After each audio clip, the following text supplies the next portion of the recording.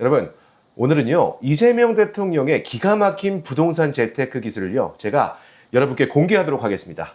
자, 제가 20년간 부동산 전문가로 활동을 했는데도요 이 대통령님이 저보다도 훨씬 더 기술이 더 좋은 것 같습니다. 그래서 이참에 여러분들께도 공유를 해드리려고 합니다. 자, 이재명 대통령이 소유하던 아파트가 있었어요. 그게 이제 시가로 한 29억 원 정도가 됐습니다. 그래서 이 29억 원짜리 아파트를 사는데 매수자가 직접 지급한 현금은 얼마인 줄 아세요? 딱 11억 3천만 원만 냈습니다. 나머지 11억 7천만 원을요 내지 않았음에도 불구하고 바로 그날 등기 권리증을 손에 쥐었습니다. 자, 29억 원에서 17억 7천만 원을 빼면 정확하게 11억 3천만 원이잖아요. 딱 떨어지는 계산입니다. 자, 이거 정말 기가 막히지 않나요? 그렇다면요 나머지 17억 7천만 원은 이거는 어떻게 됐을까요? 여러분, 이건요 은행 대출이 아니에요.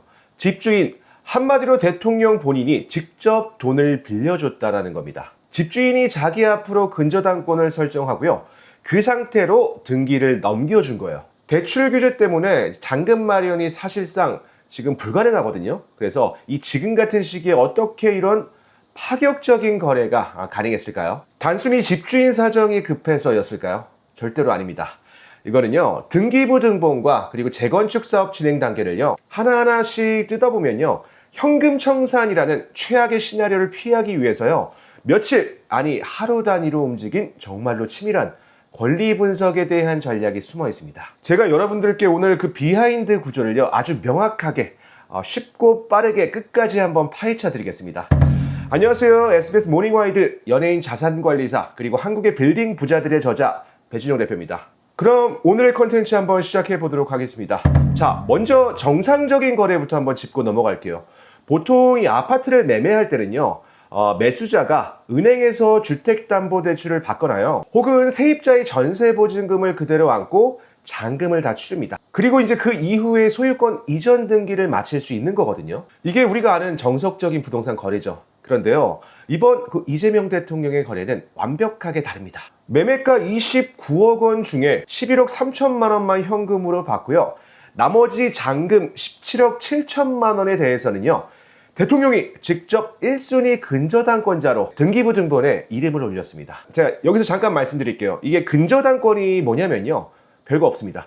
쉽게 말해서 돈을 못 받으면은 이 집 팔아서라도 받아가겠다라는 그 담보장치예요. 보통은 은행이 대출을 해주고 이 근저당권을 설정하는 게 일반적이거든요. 그런데 이번 케이스는요 은행이 아니라 집주인 이재명 대통령 본인이 이 권리자 자리에 앉은 겁니다. 보통 실무에서는 이런 방식을요 매도자 대출, 영어로는 셀러 파이낸싱이라고 불러요. 한마디로 집주인이 곧 채권자가 되는 방식이거든요. 지금처럼 이 고금리에 대출 한도 규제까지 겹친 시장에서는요 매수자가 갑자기 10억 넘는 잔금을 현금으로 마련하기가 현실적으로 너무도 어렵습니다. 그런데 이제 매도인 입장에서는요 이거 사실 꽤 위험한 선택이거든요.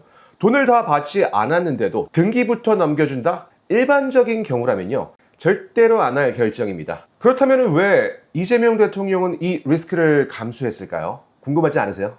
여기서 제가 오늘 준비한 진짜 이유가 있습니다, 여러분. 가장 결정적인 두 번째 이유가 여기서 등장합니다. 진짜 이유는요, 여러분, 대출이 아닙니다. 핵심은요, 사업시행자 지정 고시와 현금 청산의 공포입니다. 이 아파트가 위치한 곳은요, 1기 신도시 정비 사업이 한창 진행 중인 핵심 재건축 단지입니다. 자, 여기서 잠깐 이 사업시행자 지정 고시가 뭔지부터 한번 짚고 넘어갈게요. 이게 뭐냐면요, 재건축이나 혹은 재개발 사업이 공식적으로 시작됐다는 걸요 국가가 인정하고 발표하는 행정적인 절차입니다. 일반적인 재건축에서는요 이걸 조합 설립인가 라고 이제 부르고요 이번처럼 어떤 신탁 방식으로 진행되는 사업에서는요 사업 시행자 지정 고시라고 불러요. 그래서 이 고시가 딱 떨어지는 순간부터요 법적으로 정말로 중요한 제한이 하나 걸립니다. 한마디로요 투기과열지구 안에 있는 재건축 아파트는요 이 고시가 나고 나면은 조합원 지위 양도가 엄격하게 제한이 됩니다. 쉽게 말해서요 지금부터는 이 집을 사도 조합원 자격을 절대 못 받는다는 뜻이에요. 자, 여러분, 여기서 현금 청산이 뭔지도 한번 짚고 넘어갈게요. 조합원 자격을 못 받으면 어떻게 되냐면요 새로 지어질 아파트 입주권을 받는 게 아니라요 감정평가액만큼 그만큼 딱 현금으로 받고요 사업에서 배제가 되는 겁니다. 보통 이 재건축 아파트를 사는 사람들 대부분은요 새 아파트 입주권을 노리고 사는데요. 만약에 이게 현금 청산 대상이 된다면은 그 메리트가 통째로 사라져 버리는 겁니다.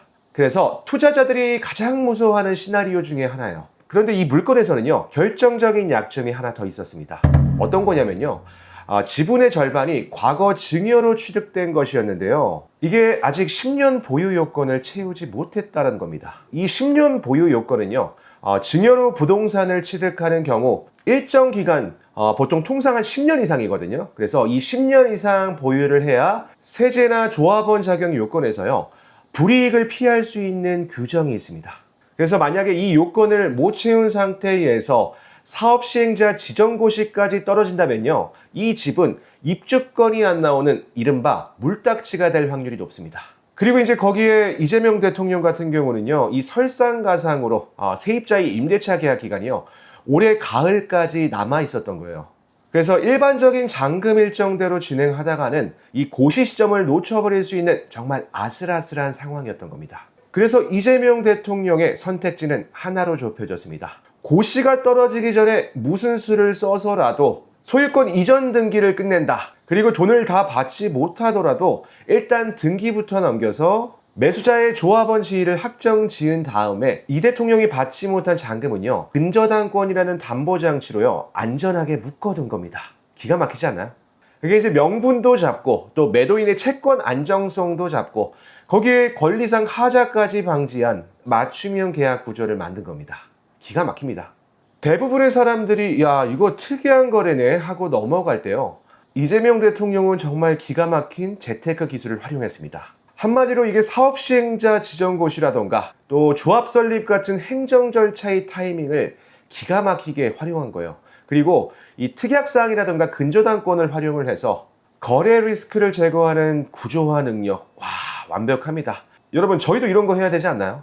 여러분이 생각하셨을 때 이재명 대통령의 부동산 재테크 기술 어떻게 생각하시나요? 판단은 여러분께 맡기겠습니다. 오늘의 콘텐츠는 여기서 마무리하고요. 저는 SBS 모닝와이드 연예인 자산관리사 그리고 한국의 빌딩 부자들의 저자 배준영 대표였습니다. 감사합니다.